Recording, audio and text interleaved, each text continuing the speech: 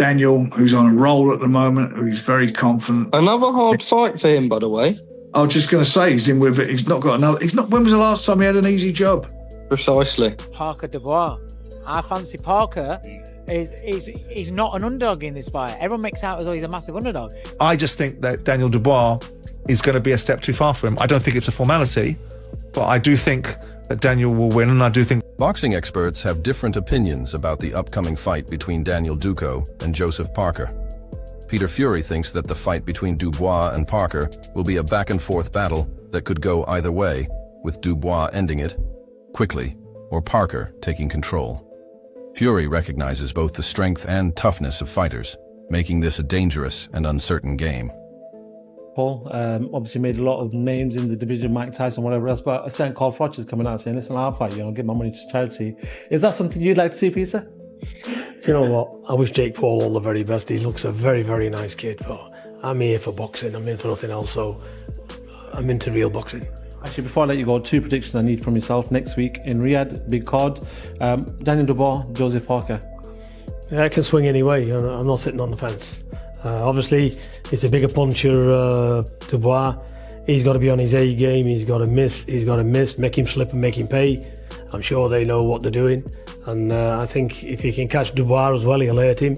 So I think that is a genuine seesaw backwards and forwards. It could either go very quick in Dubois' favour, or it could be a different match. He could start getting his jab home, landing shots, picking shots now and again, and wearing Dubois down for a point win even, or even a late stoppage maybe.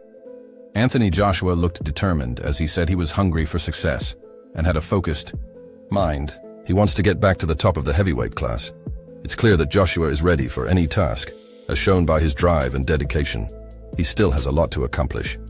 Yeah, I'm still hungry for more success and more victories, more belts. So I still feel like the underdog, and in my mind, I'm going out there to, still same mentality and still the same old dog and make it a dog fight out there. Joseph Parker fires back at Daniel Dubois confidently, saying, "I'm a better boxer than him."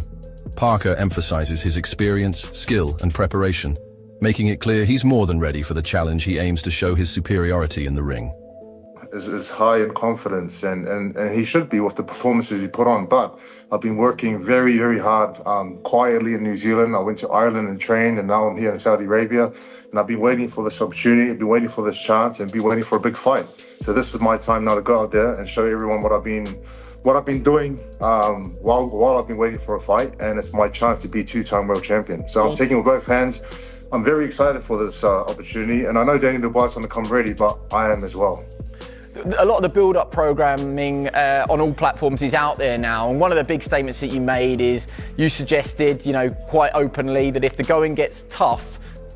I do believe I'm a better boxer, but he has shown grit, he's shown toughness, he's shown he does the basics very well.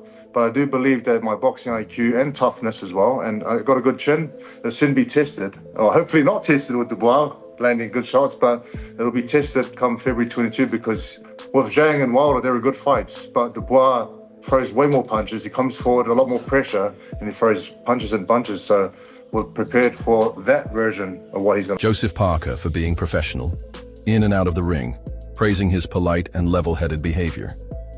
He said that Parker doesn't talk trash too much, but can stand his ground when necessary, despite doubts about Parker's skills. Jordan said he thought Daniel Dubois would be too strong for him.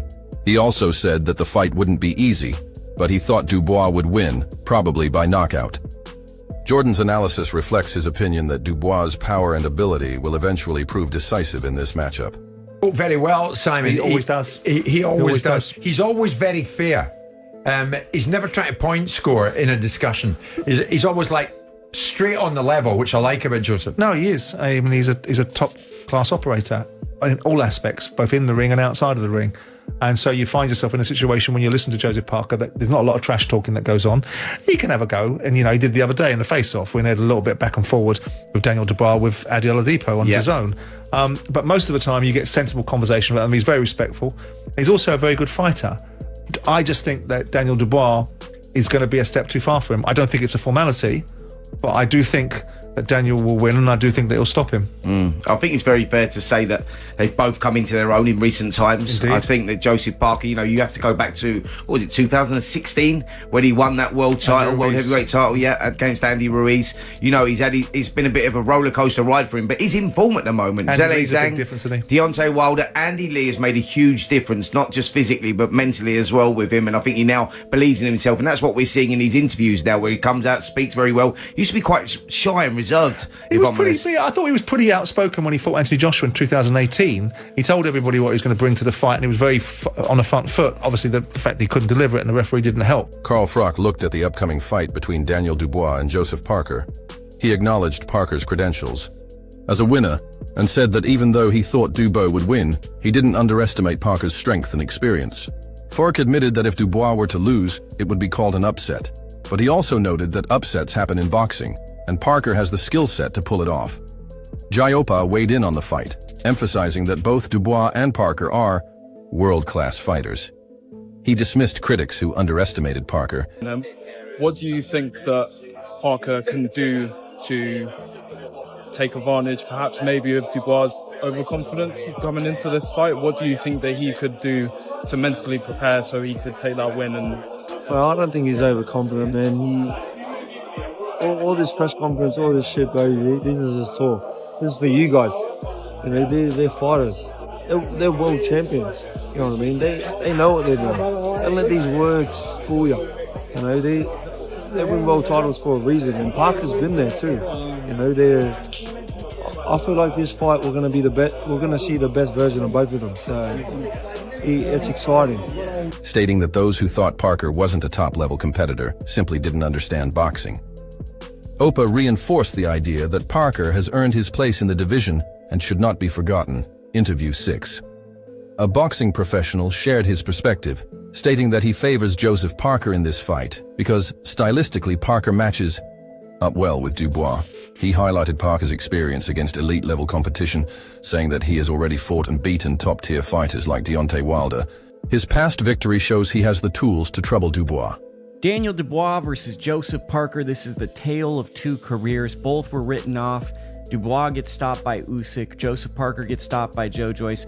They're both on win streaks, resurrecting their career. Daniel Dubois recently just knocked out Anthony Joshua. Joseph Parker has reinvented himself, beating veterans like Deontay Wilder and Big Bang Zhang. Don't be surprised if this is a real fight and Joseph Parker gives Daniel Dubois a lot of problems, because stylistically, Joseph Parker matches up great for Daniel Dubois, in my opinion. Dave Coldwell expressed his belief that Parker has several traits that could present problems for Dubois. He stated, "I fancy Parker," adding that Parker's diverse skill set could create difficulties for Dubois. Coldwell made it clear that if Parker were to win, it wouldn't be a shocking result to him, as he sees Parker as a strong competitor in the bout. Parker Dubois.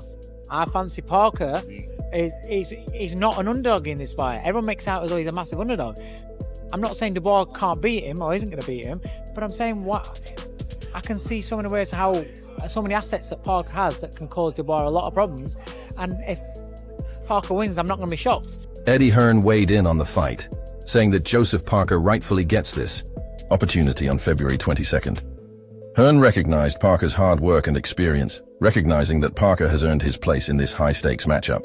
Hearn's endorsement adds credibility to Parker's position as a legitimate contender. Would you like to see Eddie? Yeah, I mean, for me, I would like to see him win a world title. But it's a very tough division. There's a lot of action out in Japan as well. Hopefully, after the crowd tonight and the show, we can bring a world championship to Birmingham. Brilliant. As you can see, we're getting into the card. I can ask you two quick ones. Gavin Gwynn, robbed on the scorecards, do you think? I don't think robbed. I thought he won 6-4. And I said to Cat, I always back my fighters, but I'm not going to lie. You know, I thought it was a very close fight that Gavin Gwynn deserved to edge. When I got in the ring, I thought maybe he can squeeze a draw. But he didn't, and I thought to not get one scorecard or not get a split or not get even a draw on a scorecard. Richie Woodhall gave a balanced assessment of the fight, calling it a tough matchup to predict. He praised Parker's significant improvements in recent years, especially highlighting his speed, defensive skills, and overall boxing ability. At the same time, Woodhall acknowledged Dubois' greatness and eventually picked Dubois as the likely winner, despite recognizing Parker's strengths. Over his last 3 or 4 fights, got the speed back, you know, and he's a really good boxer. But then you have to give a lot of credit to Daniel Dubois. Daniel Dubois has come through some really good contests where he keeps improving, and I think he'll improve again. So if I had to go one way or the other, I'd probably just edge towards Dubois. Great jab, and I felt that jab taking him on the pads many times. Real good kid, decent boxer, a lot of power in his right hand, but also the left hook on the inside is probably his hidden punch. That's the real danger shot. So I'd probably just edge towards Daniel, to be honest. Just last one on that then. A lot of people have said to me about they can see Daniel either winning it within the first half of the fight, but if it hits the second half of the fight, it could be Joe Parker taking over. Do you agree with that sentiment? That's it, yeah, I think. But having said that, I think Daniel's beginning to manage the rounds a lot better now. He's not like that early Daniel Dubois when he went off a little bit too quick. He now seems to have settled down. He's getting more seasoned, so he's handling the 12 rounds a lot better. But yeah, I'd probably agree with it in that Daniel's going to be really dangerous in the first half of the fight, and for me, Joseph Parker will have to avoid a lot of shots early and then probably try and get Daniel in the later stages of the contest. But if he goes on those tactics, he could come unstuck, because like I say, I think Daniel Dubois manages a contest a lot better now. Richie, as always, it's a pleasure. Safe travels home. I'll see you soon. All the best. A boxing pro broke down Dubois' approach to fights, pointing out that Dubois often gets eager to unleash his powerful right hand. He recalled how Dubois' right hand nearly made a dent in Anthony Joshua during their fight, suggesting that Dubois would likely employ a similar strategy against Parker. He also highlighted Dubois' aggressive jab and underrated footwork as key weapons in this fight.